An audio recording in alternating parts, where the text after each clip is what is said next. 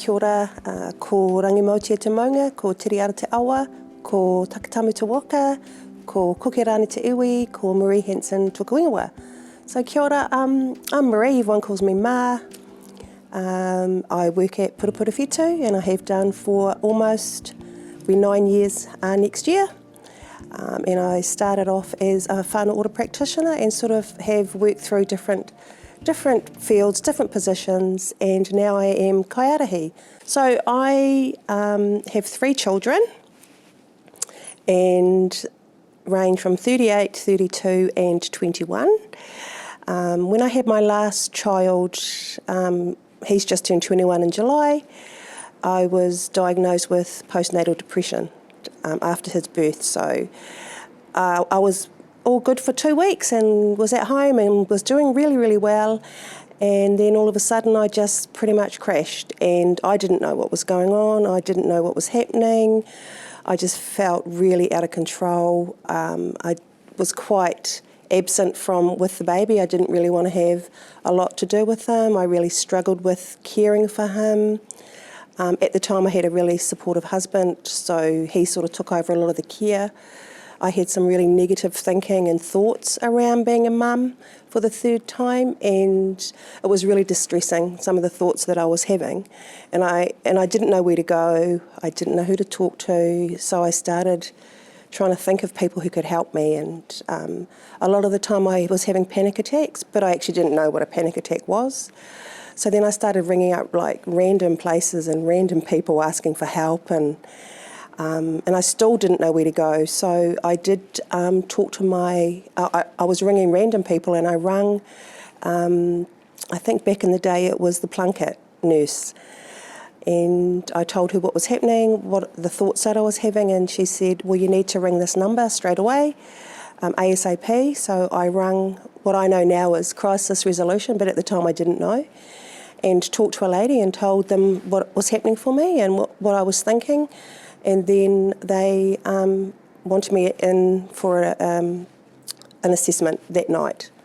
So I went in with my husband and was assessed, and then I was admitted as an inpatient to mothers and babies, which was for people that were really, really unwell.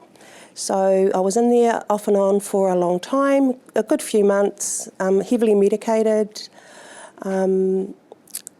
I was constantly thinking about suicide.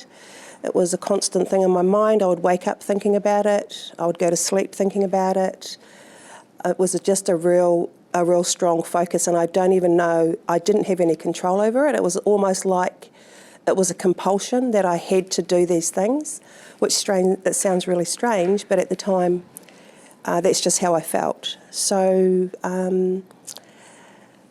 I worked through some things, then I did see some counsellors, psychologists, psychiatrists when I was in hospital, and what they think triggered me was when I was younger I did suffer from some sexual trauma, and they think that having a baby actually triggered my depression. So then they started putting things in place for me, getting the medication right. So I was under specialist mental health mothers and babies for a year, and so back in the day you could have your baby in with you, so I would have him with me and care for him with the support of the nurses and the doctors. And then once he was 1, they discharged me from the service, which was really frightening because I felt really unsafe and didn't really know what I was doing. But then they transferred me over to the adult specialist mental health at Hill Morton Hospital. So I did have some relapse, and I did end up being admitted as a patient, and of course you couldn't take your baby with you. So I went to this place that I didn't know anything about. The first night that I was there was people running around doing really crazy things, and I was thinking, what am I doing here? I don't belong here, but actually I did. But I kept things more inside, so I was quite inward facing with a lot of my trauma and a lot of my thinking, whereas a lot of people out there would sort of be outward facing, so they would do lots of different things, and I was quite quiet, and I didn't really, I was a good patient, but they didn't really realise what was going on in my head. So Still having a lot of really, really intrusive suicidal thinking, actually making plans, just constantly. So I was on suicide watch at times.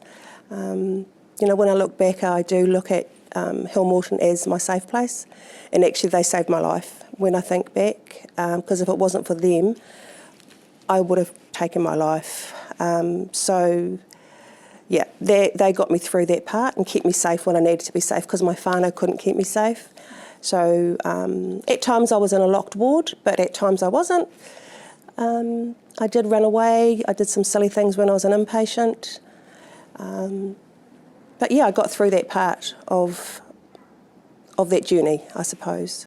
And my family were always there for me, but I think it was really hard for them to understand, and it was really hard for them to try to keep supporting me, because I'd keep doing silly things, trying to hurt myself, and it was a constant. And I think they felt so stressed that one day I would complete suicide. So it was a constant battle with myself, but when I think back now, it must have been so hard for my family, and at that time my husband, because I don't necessarily understand what was happening, so I don't know how they could, and they weren't getting any support. So that was looking back, but at the time I just didn't think about them. I was just so focused on myself and how bad I was feeling. At that time I thought I was going to be like that forever, and that's why I didn't want to be here. And when I did, I was able to go home. We lived out in Oxford. I couldn't drive. I couldn't answer the phone. I would never answer the door. If someone was coming over, I'd run away and hide. And I had a lot of help from my daughter and my husband, because I couldn't do anything. I would just go to bed. And that was my life for a long, long time. I think actually when I look back, it was actually just a lot of hard work on my behalf, but also the people that were around me. I started to sort of see little glimpses of hope. It might have been just looking out the window, I remember sitting at hospital in a chair and looking out the window, watching the world go by, and it was just, I suppose, giving my brain time to, just to heal and to start looking ahead, because I could never do that. And it was just very slow, small steps. And I think another thing was the medications. They had me on a good medication that started to lift my mood.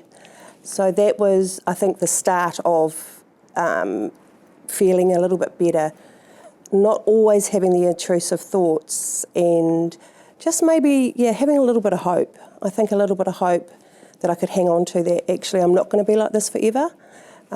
Because at that time I thought I was going to be, I think I get quite upset because it was such a big part of my life that I suffered, and I didn't have to suffer like that.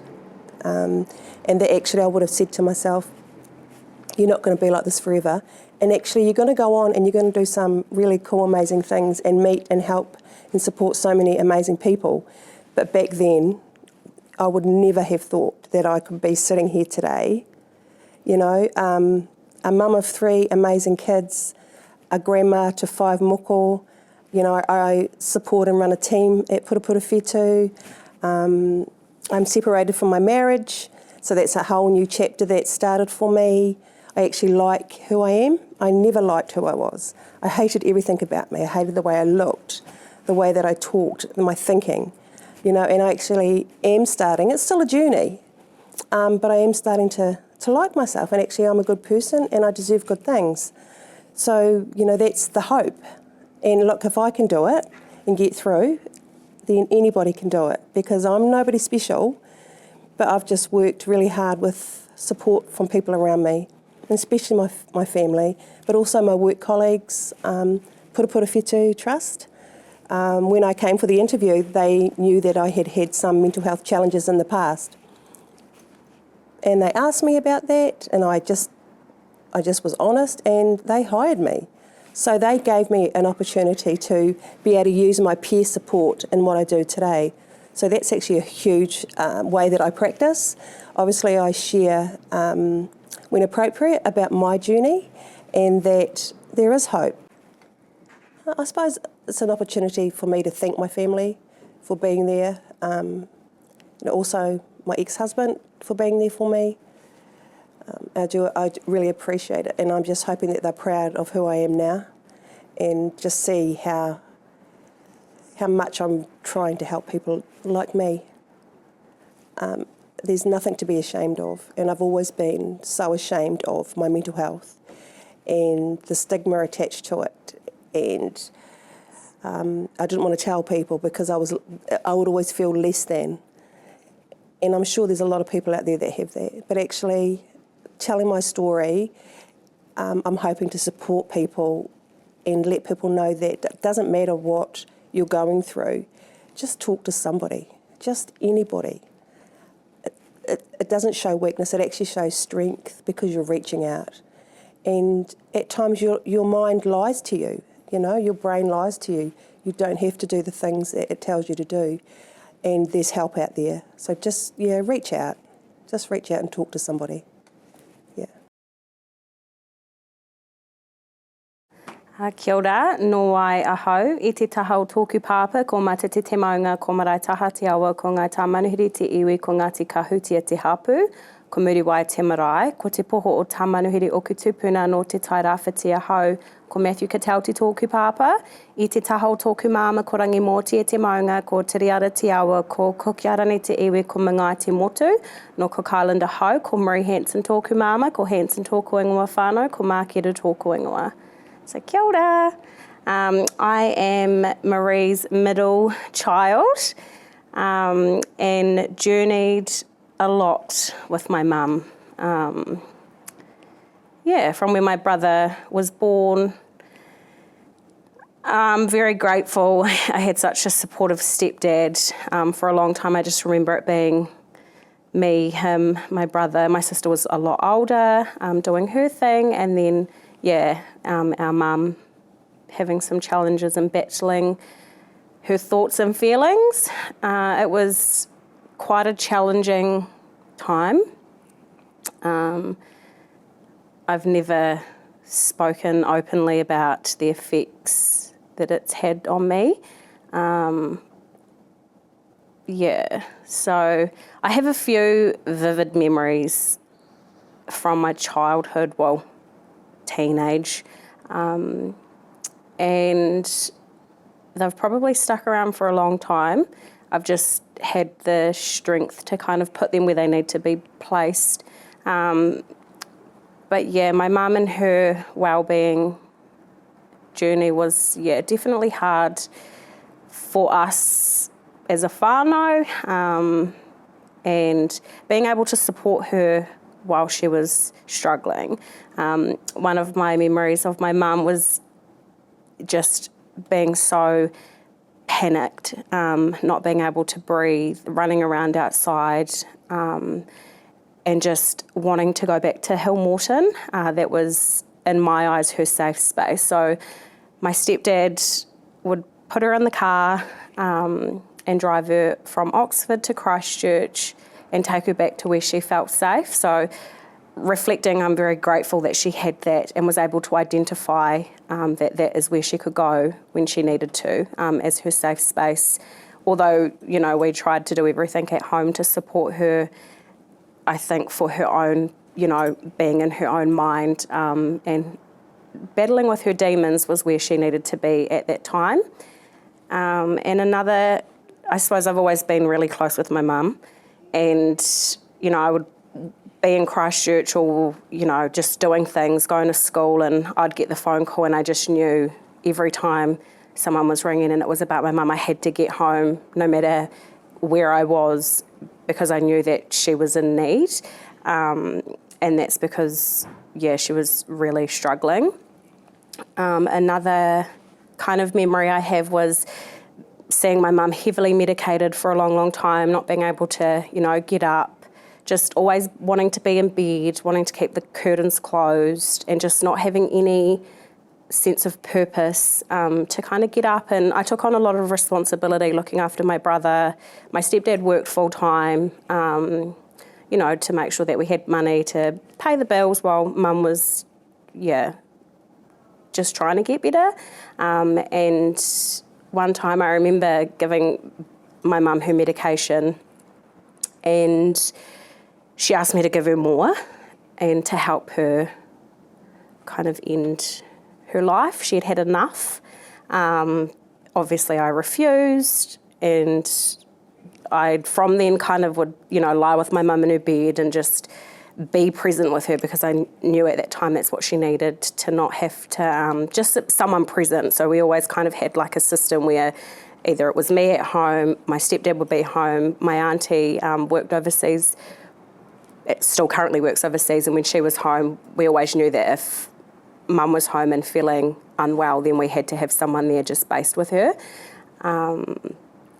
So it was really hard. It was a really challenging time, trying to be at school, looking after my brother, looking after my mum was really, really challenging. I think a lot of it was probably being scared. I always thought I probably didn't really know how to cope. I probably never was able to identify what was a coping strategy or what I had to keep me going. But the way that I seen it was, I might not have my mum here one day. So I think that's what kept me going, and that was what was my purpose, was to respond to anything that my mum needed, to be at home when I needed to be. And it was probably just having her in the forefront of my mind, just constantly thinking, is my mum okay? What does she need? So I think that was just quite natural, because we were very close, and that was a fear of mine, to get the call and say that my mum was no longer here. And that was hard. And I suppose when my mum was really bad, and getting the phone call that I needed to go home, and when I drove up the driveway, there was different ways that my mum had tried to end her life. And that was quite confronting, kind of seeing the car. Thankfully, she wasn't able to. And then obviously we lived in the country, and we had a big barn. And in the barn there was another image that I probably will never forget. Another way that my mum wanted to end it. So that was very hard, but I am very grateful that even though it was probably hard for my mum at the time, she had certain things she done to keep herself, or something just triggered her to not, or for it to be her being unable to do what she wanted to do, whether that was, going to Hillmorton when she needed to, being heavily medicated when she needed it. So just having those little things there, I think saved her life. When she started delivering the press paper early hours of the morning, had a purpose and a reason to get out of bed, and that went on for many years. And it was just a morning delivery. Mum would get up, go and deliver the papers around Oxford, and then come home. But that was when I started to see hope that this is for the better. And even if it does take a long time, it's still something.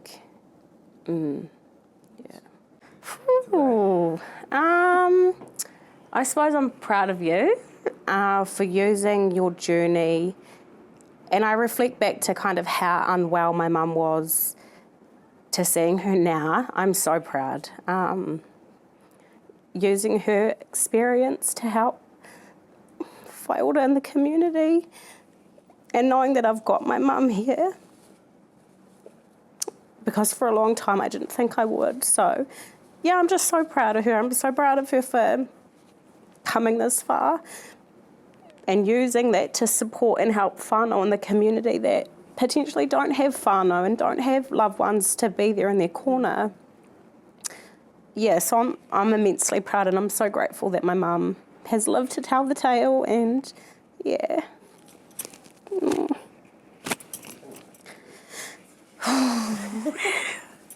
Yeah. I suppose it's just about reaching out. When you've got, you don't feel you have hope, but you just have to push yourself that little bit to reach out. to anybody, you know, and I suppose it's seeking support, because I never knew what was out there. I didn't know about places like Purupura Whitu. Yeah. You know, I didn't know any of that. So it was about educating myself, I suppose, as I got into the workforce. But I started realising, actually, there's so many people out there that want to support you. But you will need to find them, and how do I find them? I think that was a big thing. It was around education and what's actually out there. Now that I'm working in the sector, there's actually so much support out there. I don't know how we could put that. Yeah, I think there is a lot of support and a lot of good people in the community that have either their own journey within their mental health and wellbeing side of things, and it's okay to have days where things aren't good, where you need to have a day that's in bed or at home. You know, not to look at it as a negative, that's a part of your journey of becoming well, and that's okay. For me, living this with my family, with my mum, has gotten me to where I am today, working at Purupura Whitu as a kaiarahi, but starting off working in the manaaki space with tamariki who potentially have gone through similar things. And I'm so passionate about that because I've been there, I've experienced a lot, and I've used that to support our whānau and our tangata whaiora that come into service, so I'm able to relate. And yeah, I think I'm grateful that Purupura Whitu took a chance on my mum, because yeah, just seeing where she is today, I just couldn't be prouder. Just that I love you, and yeah, I look forward to seeing you flourish. Yeah. And I suppose for me it's I love you too. And for people out there that are struggling, you know, just give somebody a call. Let somebody know what's going on for you. Write a letter, text somebody, you know, because I know when I was so unwell, I just didn't know how to reach out, and I felt so ashamed of what I was thinking. But don't feel ashamed, because, you know, this can happen, and it's about reaching out. It's about keeping yourself safe until you go through this period in your life, because you will get through it, and you'll come out the other end, and you'll be so much wiser for it, and you will share your gift and your experiences to be able to help other people. So yeah, kia kaha.